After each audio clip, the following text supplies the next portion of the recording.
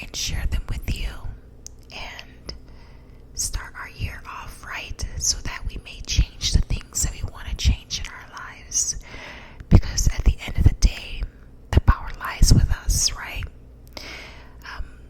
Whether you believe in God or not, I do personally. We all know that the power is within us. God is within us. Therefore, we have the power. Well, we have the source and that power within us right there to tap into. And honestly, first, it starts off with knowing what you want.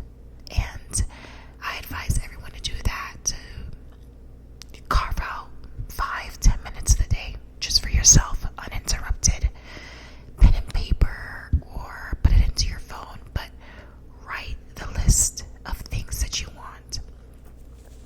I also recommend not making it too long, so it's just easier to focus on those things, right?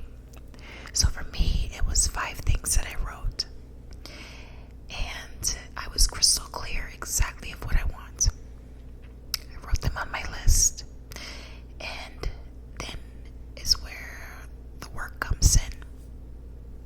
First and foremost, belief. You have to believe that all these things can be achieved, that they can all be attained by you. Believe that you have the power to do it, and have so much conviction that you can live in that moment of already achieving